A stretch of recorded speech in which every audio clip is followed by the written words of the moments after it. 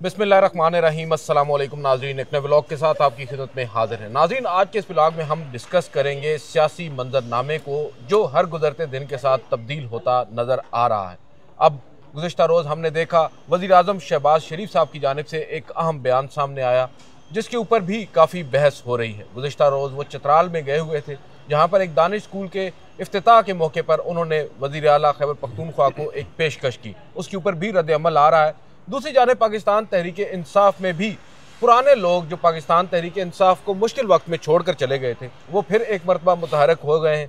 फवाद चौधरी साहब, इमरान इस्माइल और मौलवी महमूद कल एक इंतहाई अहम मुलाकात PKLI हॉस्पिटल लाहौर में शाह महमूद कुरैशी से भी हुई इन तीनों रहनुमाओं की, और ऐसा लग रहा है कि रिलीज़ इमरान खान के नाम से एक नई तहरीक वो शुरू करने जा रहे हैं। असद उमर साहब का भी नाम उसमें आ रहा था, उसके ऊपर अब एक नई डेवलपमेंट हुई अब से चंद लम्हे कबल, वो भी नाज़रीन को बताएंगे। और इसके अलावा जो हम देख रहे हैं खैबर पख्तूनख्वा और वफाक के दरमियान जो टसल है वो रुकने का नाम नहीं ले रही। काबीना भी बन गई है और उस काबीना में कई ऐसे लोग हैं जो सबका काबीना का भी हिस्सा थे, लेकिन कई ऐसे भी हैं जिन्हें अली अमीन गंडापुर साहब ने निकाल बाहर किया था। 26वीं तरमीम के बाद अब 27वीं की खबरें हैं। बताया जा रहा है सर कि अगले 8 से 9 दिनों के अंदर ही मुमकिना तौर पर हमारे साथ ही एक इमारत मौजूद है पार्लिमान की जहां पर 27वीं आनी तरमीम पेश की जा सकती है। तो ये तमाम तर चीज़ें हैं जिन पर बात करेंगे। सबसे पहले आपके बड़े अच्छे दोस्त हैं फवाद चौधरी साहब। मैं जिस जगह पर खड़ा हूँ ना मुझे असल में वो वाक़या याद आ जाता है। अच्छा, फवाद चौधरी साहब अब मुतहरक हुए हैं एक मरतबा फिर, और वो ये समझते हैं शायद जो इस वक्त मौजूदा क़यादत है पाकिस्तान तहरीक इंसाफ की वो इमरान खान साहब को रिहा करवाने के लिए इतनी संजीदा कोशिशें नहीं कर रही, और सलमान अकरम राजा के हवाले से उनके बयानात भी आते रहते हैं। अब ये जो मुलाकात गुज़िश्ता रोज़ इन तीनों रहनुमाओं की हुई है PKLI हॉस्पिटल में शाह महमूद कुरैशी साहब के साथ, आप इसको कैसे देखते हैं? क्या कोई अल्टरनेट लीडरशिप के लिए ऑप्ट किया जा रहा है इमरान खान की जगह? देखिए, मेरे ख्याल में ये जो इजाज़त मिली है शाह महमूद कुरैशी से मुलाकात करने की फवाद चौधरी साहब को और मुफ्ती महमूद साहब हैं, मौलवी महमूद साहब को, ये इजाज़त एक ऐसे वक्त में दी गई है, इमरान इस्माइल साहब भी हैं, कि जब एक सूबे के वज़ीर आला खैबर पख्तूनख्वा के वज़ीर आला सोहेल आफरीदी उनको बानी PTI से अडयाला जेल में मुलाकात करने की इजाज़त नहीं है, मगर ये वो पार्टी के लीडरान हैं जो कि PTI से निकाले गए हैं। PTI से इन्होंने अलहदगी का बाकायदा ऐलान कर रखा है। गए ना सर, पहले खुद ये छोड़ कर गए। बिल्कुल एग्जैक्टली, प्रेस कॉन्फ्रेंस की और फिर सियासत से क्या पार्टी छोड़ने का ऐलान किया। फिर फवाद चौधरी साहब तो दूसरी पार्टी जो बनी थी, जी हाँ, उस पार्टी में भी जहांगीर तरीन वाली पार्टी, उस पार्टी में भी उसके इजलास में भी वीडियो में देखे गए वो शरीक हो रहे थे, गो के वो चारा छुपा रहे थे। मगर बहरहाल इन लोगों की मुलाकात का मकसद जो है और इनको इजाज़त देने का मकसद सिर्फ ये है कि PTI के कारकुनों के अंदर एक तो कन्फ्यूजन पैदा करना और शाह महमूद कुरैशी सब के हवाले से भी एक डाउट क्रिएट करना कि शाह महमूद कुरैशी अगर इनसे मिल रहे हैं तो उन्होंने क्या बात की होगी। और फिर ऑब्वियसली शाह महमूद कुरैशी साहब का मौक़िफ़ तो कभी सामने नहीं आएगा, जो सामने आएगा वही होगा जो फवाद चौधरी या इमरान इस्माइल जो हैं वो बाहर आके बताएंगे। गालबन हबीब अकरम साहब को मैंने सुना है या उनसे ही मंसूब एक बयान मेरे सामने आंखों के सामने से गुजरा है जिसमें वो ये कह रहे हैं कि शायद जो शाह महमूद कुरैशी साहब हैं वो भी ट्रस्ट नहीं कर पा रहे जो उनसे मुलाकात करने गए हैं उन पर। देखें ना, शाह महमूद कुरैशी साहब भी एक पुराने सियासतदान हैं, वो अच्छी तरह समझते हैं कि जो मुलाकात उनकी हुई है, इस मुलाकात के बाद जो उनके मेहमान हैं ये बाहर जाके क्या बात करेंगे और उसका असर जो है इमरान खान और PTI की जो क़यादत है उस पर क्या पड़ेगा। क्योंकि देखें, सियासी तौर पे और तकनीकी एतबार से इमरान खान के बाद शाह महमूद कुरैशी जो हैं वो सीनियर तरीन लीडर हैं इस वक्त PTI के, मगर उनको हस्पताल में रखा गया है, उनको फैसिलिटेट किया गया है और वो मेरे ख्याल में काफ़ी बेहतर कंडीशन में हैं। और फिर उनके साथ मुलाकातें भी अब हो रही हैं और वो मुलाकातें भी उन लोगों की हो रही हैं जिन पे PTI के कारकुन और PTI की क़यादत एतबार नहीं करती। तो ये एक किस्म के डाउट्स क्रिएट किए जा रहे हैं शाह महमूद कुरैशी के हवाले से। और फिर जो डिस्ग्रंटल्ड मैं कहूँगा लीडरशिप है PTI की, जो कि अब PTI में नहीं है, ये एक दफ़ा फिर सियासी तौर पे ना सिर्फ ये कि ये सियासत में वापस आना चाह रहे हैं, बल्कि पीटीआई में भी इनकी कोशिश है कि वापस आएँ। उनको ये मालूम है कि अब सियासत का मतलब पीटीआई है। जो इनके हलके हैं जहाँ पे इन्होंने वोट लिए थे, ऑब्वियसली इनके ज़ाती वोट तो इतने थे नहीं, ज़्यादातर वोट तो इमरान खान के नाम पे मिले थे। तो ये जो डिसग्रंटल्ड एलिमेंट्स हैं, ये भी अब पीटीआई में वापसी की राह हमवार कर रहे हैं और अपने आप को सियासी तौर पे रेलिवेंट रखना चाह रहे हैं। और कल अगर लेट से शाह महमूद कुरैशी को कोई रिलीफ मिलती है, और वैसे भी कानूनी एतबार से देखा जाए तो जो अभी तक फैसले आए हैं उनमें 9 मई के मामलात में शाह महमूद कुरैशी को जो बड़े केसेस थे उनमें इक्विटल हो गई है, बरियत हो गई है, और जो दीगर केसेस हैं कुछ उनमें अभी एक गिरफ्तार हैं और वो समाअत के लिए लग नहीं रहे। तो अगर वो शाह महमूद कुरैशी अगर रिहा हो भी जाते हैं लट से, तो आप देखेंगे कि फवाद चौधरी साहब और इमरान इस्माइल साहब या मौलवी महमूद साहब, ये लोग उसका क्रेडिट ज़रूर लेंगे कि देखें जी ये हमारी कोशिश से हुआ, और इस्टेब्लिशमेंट इन्हीं लोगों को क्रेडिट देने की कोशिश करेगी, ना कि पीटीआई की क़यादत को। वैसे भी देखा जाए तो पीटीआई की क़यादत ने फॉर इंस्टेंस शाह महमूद कुरैशी की रिहाई के लिए क्या किया है, और इमरान खान के लिए तो वैसे ही तकरीबन नामुमकिन सी सूरत हाल है। मगर शाह महमूद कुरैशी के साथ कितनी पीटीआई की मौजूदा क़यादत की मुलाकातें हुई हैं, और उस हवाले से अभी तक लोगों को क्या बताया गया है कि शाह महमूद कुरैशी किन हालात में रह रहे हैं, उनकी क्या सोच है। आपको याद होगा शाह महमूद कुरैशी से और कोट लखपत जेल में इनको रखा गया था, और यास्मीन हैं, डॉक्टर यास्मीन राशिद हैं, और चंद दीगर जो लीडरान थे, महमूद रशीद साहब, उनसे एक ख़त लिखवाया गया था जी, चार लोगों से, जिसमें कहा गया था कि जी पीटीआई सेनेटर एजाज के इस्टेब्लिशमेंट से मुज़ाकरात होने चाहिए और पीटीआई को ये मुज़ाकरात करने चाहिए। और उस ख़त के बाद फिर क्या हुआ वो आपके सामने है। मतलब उनको पार्टी के अंदर उस वक्त भी एक कोशिश की गई थी, और शाह महमूद कुरैशी को ये नहीं बताया गया था कि जब वो ये ख़त लिख रहे थे तो उन्हीं दिनों में 10-10 साल कैद की सज़ाएं भी पीटीआई की लीडरशिप को सुना दी गई थी, उनकी नाअहली भी कर दी गई थी, और शाह महमूद कुरैशी को बरी किया गया था 2 बड़े अहम केसेस में। तो वो शाह महमूद कुरैशी साहब भी एक बबल में हैं, उन तक पूरी इन्फॉर्मेशन तो नहीं, तक पूरी मालूमात नहीं पहुँच रही। तो अब कोशिश यही हो रही है कि पीटीआई के अंदर जो है शाह महमूद कुरैशी और इमरान खान के बीच भी कुछ ना कुछ जो है वो दरार पड़ जाए। और आप देखेंगे कि न सिर्फ ये कि फवाद चौधरी और इमरान इस्माइल ये लोग जाके उनसे मिलते हैं अस्पताल में, उनकी बाकायदा तस्वीर भी सामने आती हैं, और ये बड़ी ही एक मैं समझता हूँ दिलचस्प बात है कि कहाँ एक तरफ साबिक़ वज़ीर-ए-आज़म जो हैं उसको वीडियो लिंक पे भी भरपूर अंदाज से पेश नहीं किया जाता, व्हाट्सएप कॉल पे मिला लिया जाता है, और उनको कहीं बाहर भी नहीं लाया जा सकता, उनकी तस्वीर किसी चैनल पे नहीं चल सकती। मगर इसके साथ ही जो पीटीआई की दूसरी लीडरशिप है, शाह महमूद कुरैशी हो गए, उनके साथ जो फवाद चौधरी मुलाकात करने जाते हैं तो उनकी बाकायदा तस्वीर भी जारी की जाती हैं। तो इससे ऑब्वियसली लोगों के जहनों में एक उलझाव और एक डाउट क्रिएट होता है कि शाह महमूद कुरैशी साहब क्या करने जा रहे हैं, वो क्या सोच रहे हैं, और उनका आइंदा का लाहे अमल क्या है। लेकिन इसमें एक चीज़ तो है, हम इससे पहले कि अगले टॉपिक की तरफ बढ़ें, अब फवाद चौधरी हों, सियासी आदमी हैं, सियासी रहनुमा हैं, तजर्बा भी रखते हैं, बसीरत भी रखते हैं, शाह महमूद कुरैशी हैं, क्या आप नहीं समझते कि ऐसे लोग अगर पाकिस्तान तहरीक इंसाफ को इस मोड़ के ऊपर आकर लीड करेंगे तो शायद इमरान खान साहब की जो रिहाई है वो मुमकिन अगर होने के करीब तर तो वो लेकर आ सकते हैं, क्योंकि जो मौजूदा क़यादत है पीटीआई की उसके हवाले से कहा जाता है कि वो सियासी शऊर उनमें नहीं है, सियासी फ़ैसले वो नहीं कर पाते और मोस्टली फ़ैसलों पर तनकीद भी होती है। ये जो लोग हैं अगर इनको मुतहरक किया गया है, अगर वो तो एक अलग बात है, अगर ये ख़ुद से मुतहरक हुए और बाकायदा तौर पर जैसा कि दावा किया है फवाद चौधरी साहब ने कि आइंदा 1 से 2 हफ़्तों के अंदर नताइज भी सामने आ जाएंगे। एक नतीजा तो भी आया है, खैर मेरे सामने इस वक्त एक ट्वीट है जनाब असद उमर साहब का, अब से तकरीबन 7-8 मिनट पहले वो लिखते हैं कि आज अखबारों और सोशल मीडिया के ज़रिए नज़र आया कि मैं किसी इमरान खान रिहाई तहरीक का हिस्सा हूँ जो तहरीक इंसाफ के माजी के रहनुमा शुरू कर रहे हैं। कोई भी काविश जो इमरान खान और दूसरे असीरों की रिहाई के लिए हो अच्छी बात है, लेकिन मैं जिस तहरीक का जिक्र कर रहा हूँ इसका हिस्सा नहीं।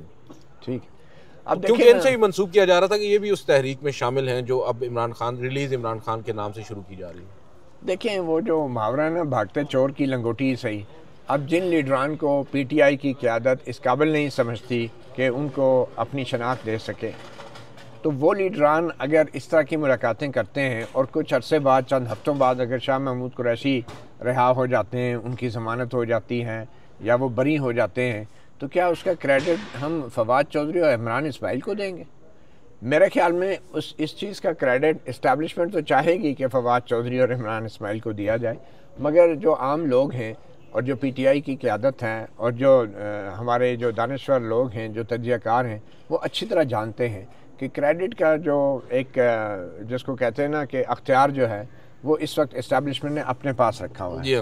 अवाम के पास क्रेडिट किसी को देने या ना देने का अख्तियार नहीं है। तो ज़ाहिर बात है जब ये अख्तियार इस्टेब्लिशमेंट के पास होगा तो फिर फवाद चौधरी को ही क्रेडिट दिया जाएगा, इमरान इस्माइल को ही ये क्रेडिट दिया जाएगा। और फवाद चौधरी जो हैं, आप इससे हटके कि वो पीटीआई में नहीं हैं, आप ये देखें कि अभी 3 नवंबर की जो तारीख आ रही है, उस हवाले से भी अगर फवाद चौधरी या उनके भाई एडवोकेट फैसल चौधरी से पूछें जनरल मुशर्रफ के हवाले से, वो आज भी जनरल मुशर्रफ के गुण गाते हैं। ये तो खैर आधी पीटीआई गाती है सर। मेरे ख्याल में जितना ब्लेटेंटली ये दोनों भाई जनरल मुशर्रफ वो तो वकील रहे हैं, उनका एक ताल्लुक रहा है सर। ताल्लुक भी रहे हैं। वो तो आप सलमान सफदर साहब से पूछ लें। देखें ना, ये बात सच है कि इमरान खान के हुकूमत में भी फ़ारूक नसीम और अटॉर्नी जनरल अहमद मंसूर जैसे लोगों ने परवेज़ मुशर्रफ की सज़ाए मौत के ख़िलाफ़ जो है जजों के ख़िलाफ़ प्रेस कॉन्फ्रेंस कर दी थी।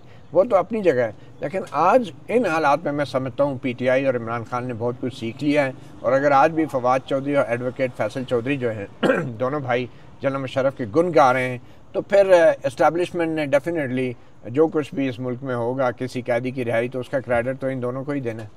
चले बहरहाल देखते हैं, इस पर डिपेंड करता है। अब डिपेंड करेगा जनाब शाह महमूद कुरैशी साहब के ऊपर कि वो दाना चुगते हैं या नहीं चुगते। अच्छा, एक और बयान सामने। दाना चुगने से क्या मुराद है? अगर उन्हें रिहा कर देंगे तो कहेंगे मैं नहीं जाता बाहर। नहीं, देखे ना, डिपेंड करता है ना बाहर आकर वो क्या करते हैं, वो क्या करते हैं, और इन लोगों को अपनी टीम में शामिल करके बाकायदा उस तहरीक को लीड करेंगे। टीम में शामिल तो नहीं करेंगे, ना ही शाह महमूद कुरैशी से कोई पूछेगा, लेकिन एक मीडिया में एक हवा ज़रूर खड़ा किया जाएगा कि पीटीआई के जो नाराज़ लीडरान थे वही आखिर कामयाब हुए और जो उनकी रवायती लीडरशिप है वो नाकाम है। चलें देखें ना सर, इसको देखने के दो पीटीआई को क्रेडिट किसी सूरत में नहीं मिलेगा, पार्टी को, लीडरशिप को या इवन लोगों को। एक जानिब आप ही कह रहे हैं ना कि असल में तो ये जो इस वक्त क़यादत है वो भी तो पीटीआई नहीं है। ये लोग भी तो सर 9 मई के बाद ही मोस्टली लोग आए हैं ना सामने, जैसे सलमान अकरम राजा हैं। जो असल पीटीआई है वो तो चले डिसग्रंटल्ड हम जिन्हें कह रहे हैं वही लोग हैं।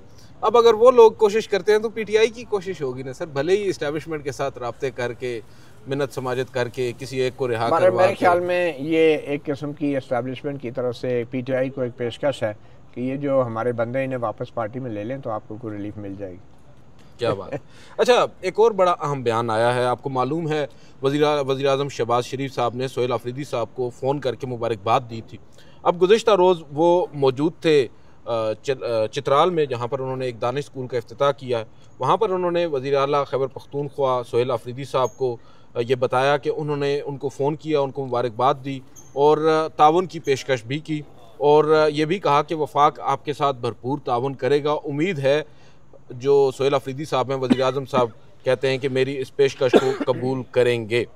तो आप वज़ीर आज़म Shehbaz Sharif, powerful man in the country, the most powerful man, ज़ाहिर बात है chief executive of the country, आप कैसे देखते हैं उनके इस बयान को? इसका मतलब तो ये नहीं है कि बर्फ़ पिघल गई है। जब वज़ीर आज़म शहबाज शरीफ कह रहे हैं कि भाई मैं आपको पेशकश करता हूँ, हमारे साथ बैठें, हम आपके साथ ताउन करेंगे, तो फिर अब किस बात की देर है, क्या परेशानी है? देखिए, वज़ीर आज़म शहबाज शरीफ साहब ने जो वज़ीर आला सोहेल अफरीदी को ताउन की पेशकश की है, तो उन्होंने ये नहीं बताना पसंद किया कि कौन सा ताउन वो पेश कर रहे हैं। क्या ये वो वाला ताउन है जो इस्टेब्लिशमेंट को देते हैं? क्या ये वो वाला ताउन है जो पीपल्स पार्टी के साथ वो कर रहे हैं? ये कौन सा ताउन है? आपने जो मुबारकबाद दी है, अगर आप ना देते तो क्या होता? अगर आप, ये तो आपकी मजबूरी थी कि आपके वज़रा की बदजुबानी के और संगीन इल्ज़ामात के बावजूद सोहेल अफरीदी वज़ीर आला बन गए, तो इसके बाद अगर शहबाज शरीफ फ़ोन ना करते, मुबारकबाद ना देते, तो क्या कर लेते?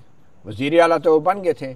तो उन्होंने इसी में गनीमत समझा कि वो कहते ना मजबूरी का नाम शुक्रिया जी, बहुत मुबारक हो आपको सोहेल अफरीदी साहब। और उन्होंने यकीनन ये कहा होगा, सोहेल अफरीदी साहब आप खैबर पख्तूनख्वा के 4 करोड़ अवाम के मुंतखब वज़ीर आला हैं, ये बड़े एजाज़ की बात है, ये यकीनन शहबाज शरीफ ने कहा होगा। और ज़ाहिर बात है शहबाज शरीफ साहब ये भी सोच रहे होंगे कि क्या मैं भी इस मुल्क का मुंतखब वज़ीर आज़म हूँ? तो उनको मुबारकबाद देने से इसमें शहबाज शरीफ की क्या बड़ाई है? और फिर वो ये बताएं ना कौम को कि क्या ताउन पेश किया। आपसे इतना तो हो नहीं सका कि एक वज़ीर आला को उसकी पार्टी के चेयरमैन से अडियाला जेल में मुलाकात करा दें, तो और कौन सा ताउन सोहेल आफरीदी आपसे मांग रहे थे? वैसे आप तक इन्फॉर्मेशन पहुंची है जो वज़ीर आला खैबर पख्तूनख्वा ने उनसे कहा था कि मैंने इंटीरियर मिनिस्ट्री को एक ख़त लिखा है, वज़ीर आज़म ने कहा था कि मैं आपको पूछ कर बताऊँगा, क्या उन्हें कोई रिस्पॉन्ड किया होगा आपके ख्याल में? ये किया है? देखें, वही तो मैं आपको बता रहा हूँ ना कि उसका भी अभी तक जवाब नहीं दिया वज़ीर आज़म शहबाज शरीफ ने। ये जो बार बार कहते हैं ना मैंने ताउन की पेशकश की थी, वो ऐसी कौन सी खुफिया चीज़ थी जिसको आपने पेश किया और अब आप किसी को बताने के काबिल नहीं हैं? आप बताएं कि आपने पेशकश क्या की थी? क्या आपने कहा था कि मैं आपको मुलाकात करवा देता हूँ, मैं वज़ीर आज़म हूँ इस मुल्क का? आप अभी भी कह रहे हैं कि वो तो मैंने इस कहा था कि उन्होंने जो ख़त लिखे हैं उनका पता करके। भाई उनका पता करने की क्या ज़रूरत है? अगर आप वज़ीर आज़म पाकिस्तान हैं तो ये मैं पहले भी कह चुका हूँ कि अगर एक हाथ में सोहेल आफरीदी के साथ आप फ़ोन पे बात कर रहे हैं तो दूसरे हाथ से फ़ोन उठा के आप वज़ीर दाखिला मोहसिन नकवी को कहते हैं कि मोहसिन, ये मेरे साथ दूसरी लाइन पे वज़ीर आला सोहेल आफरीदी हैं। मोहसिन साहब, जी मोहसिन साहब, ये दूसरी लाइन पे सोहेल आफरीदी हैं मेरे साथ, आप इनकी अभी जो है मुलाकात करवाएं अडियाला जेल में इमरान खान के साथ।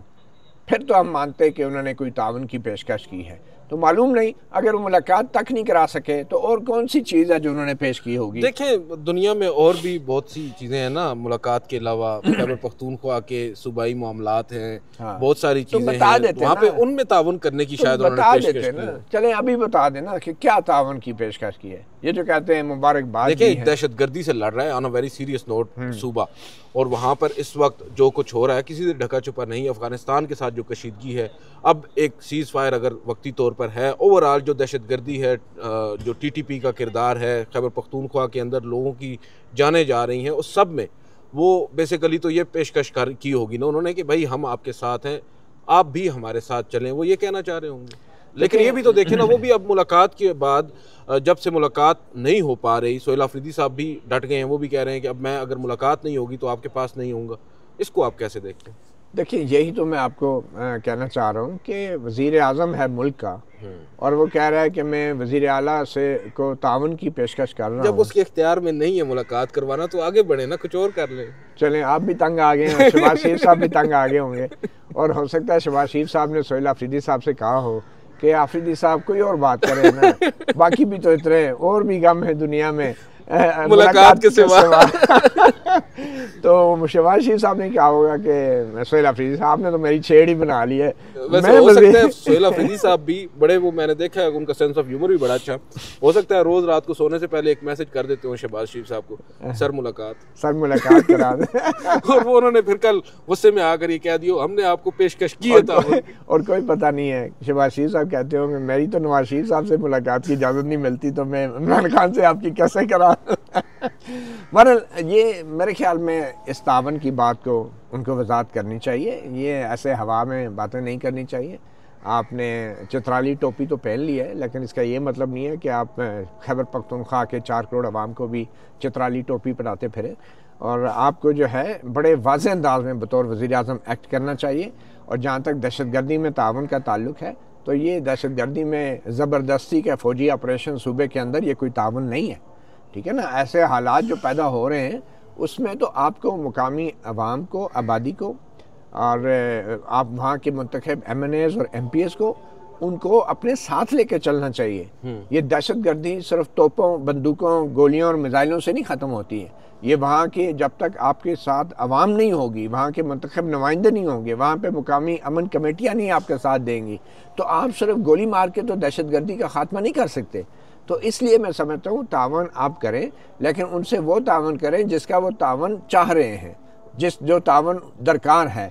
और जो आइन के मुताबिक जब सूबाई या मुकामी या ज़िलाई हुकूमतें जब उन्हें मदद दरकार होती हैं तो वो वफाक से मदद मांगते हैं।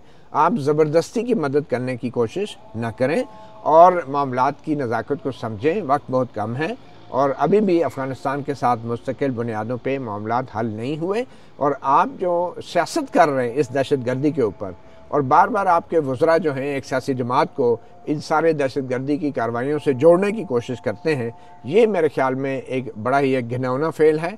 और इस मामला आप इतना दीवार से मत लगाएं सियासी अपोजिशन को, बल्कि उनसे मशावरत के साथ कौमी सलामती के ऊपर मामलात को लेके आगे चलें। बिल्कुल आपकी बात दुरुस्त है। लास्टली क्विकली हम बात कर लेते हैं जो आने वाली 27वीं आईनी तरमीम है, क्योंकि जो साबका 26वीं आईनी तरमीम है जिसका अभी तक डिसाइड नहीं हो सका कि वो रहेगी या नहीं रहेगी। सुप्रीम कोर्ट ऑफ पाकिस्तान में मामला टेकअप तो हो चुका है, मगर वो तूल पकड़ता जा रहा है। कभी एक जज दस्तयाब नहीं होते तो कभी दूसरे दस्तयाब नहीं होते।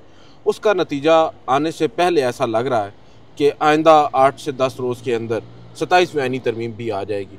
तो आप इसको कैसे देख रहे हैं? जो 27वीं आईनी तरमीम है नवंबर के महीने में ही क्यों कर उसकी इम्पोर्टेंस ज़्यादा है, उसके ऊपर ज़्यादा जोर दिया जा रहा है, और फिर नवंबर के अंदर ही हम देख रहे हैं कि इमरान खान साहब को भी ऐसा लग रहा है कि आइसोलेट किया जा रहा है, उनसे मुलाकातें, वज़ीर आला तो एक बात है ना, उनकी ओवरऑल मुलाकातें बंद हो रही हैं, जो उनके केसेस हैं उनको भी अब वीडियो लिंक पर शिफ्ट किया जा रहा है। तो आप इस पूरे सिनेरियो में 27वीं आईनी तरमीम को कैसे देख रहे हैं? उसमें ऐसा क्या है जो अब हमारी रियासत करने जा रही है 26वीं आईनी तरमीम के बाद? पहली बात तो ये है कि 26वीं आईनी तरमीम के ऊपर 2/3 अक्सरियत जिस तरीके से बनाई गई उस पर बड़े इल्ज़ामात लगे, बड़े घिनौने किस्म के, संगीन किस्म के इल्ज़ामात जो हैं मंज़र आम पे आए। किस तरीके से लोगों को हरासा किया गया। मौलाना फजल रहमान ने भी बरमला ये कहा कि उनके लोगों को डराया धमकाया गया, उनकी पार्टी के लोगों को, और बहुत से दीगर लोगों ने इल्ज़ामात लगाए कि उन्हें ख़रीदने की भी कोशिश की गई। तो अब तो 2/3 अक्सरियत, तो ये पार्लियामेंट जो है मौलाना फजल रहमान का शुक्रिया कि उनकी वोट से जो 26वीं तरमीम आई है, उसके बाद से तो अब ये मखसूस नशिस्तों ने के फैसले में जो सुप्रीम कोर्ट ने 2/3 अक्सरियत मौजूदा हुक्मरान इत्तेहाद को दे दी है, अब तो मौलाना फजल रहमान की भी ज़रूरत नहीं रही। ठीक है ना? तो इसलिए अब तो 27वीं तरमीम जो आएगी, अब वो कहते हैं ना, जो कुछ करना है शेर ने करना है। और 26वीं तरमीम का भी आखिर दम तक, आखिर दिन, आखिरी रात, आखिरी लम्हों तक नहीं पता था कि कौन सा ड्राफ्ट असली है और कौन सा नकली है। खुद हुकूमत के वज़रा को नहीं पता था कि ये उनके पास कौन सा ड्राफ्ट है। ठीक है? तो अब 27वीं तरमीम में भी यही होगा। एक वो ड्राफ्ट आ जाएगा, उस पर यह हुकूमत और इत्तेहादी पीपल्स पार्टी जो है ठप्पा लगाने पे मजबूर होगी। और जो 27वीं तरमीम के हवाले से कहा जा रहा है उसमें सबसे बड़ा यही है कि जो अभी तक की समाअत हुई है और जिसमें फुल कोर्ट के हवाले से जितने भी सवालात उठाए गए हैं दरख्वास्त गुजारों की तरफ से, मेरे ख्याल में कम से कम उस हद तक 27वीं तरमीम में उसका जवाब दे दिया जाएगा। और ये जो आइनी बेंच बना था, ठीक है, 6 महीने के लिए बना था, ये आइनी बेंच जो है ये बिल्कुल ये कूड़ेदान की नज़र हो जाएगा। और ये इतना अहम एक मुकदमा 26वीं आइनी तरमीम का, मुझे नहीं लगता कि ये आइनी बेंच उसका फैसला करके उठेगा। जारी बात है, आइनी अदालत को शिफ्ट हो सकता है। 26वीं आइनी तरमीम का फैसला मुझे ये लग रहा है अब 27वीं आइनी तरमीम करेगी, और शायद आइनी अदालत को अलग से बना दिया जाए, उम्र की हद बढ़ा दी जाए, और उसमें जो 26वीं आइनी तरमीम का केस है ये 27वीं आइनी तरमीम के ख़िलाफ़ दरख्वास्तों के हमरा वफाकी आइनी अदालत में फिर लगा दिया जाएगा। तो जहाँ 26वीं आइनी तरमीम को लोग रो रहे थे, अब वो 27वीं का बोझ उठा के फिर आइनी अदालत की तरफ वो हमें नजर आएंगे, रजू करते नजर आएंगे। चलें, बहरहाल देखते हैं। इंटरेस्टिंग टाइम्स हैं बट डेंजरस टाइम्स भी बताए जा रहे हैं। बिलखसूस आइंदा आने वाले चंद दिन, चंद माह, उनमें कहा जा रहा है कि बहुत कुछ मुतवक्के है, और उस हवाले से हमारे बहुत से सियासी पंडित भी हमें बता रहे हैं कि वो वरिड हैं, वो परेशान हैं कि कुछ भी हो सकता है। बहरहाल उम्मीद है और दुआगो हैं कि जो भी हो अच्छा हो और सैनिटी प्रिवेल करे। आज के इस व्लॉग से इतना ही। मुझे मतीउल्लाह जान साहब को इजाज़त दीजिए। अल्लाह हाफ़िज़। अल्लाह हाफ़िज़।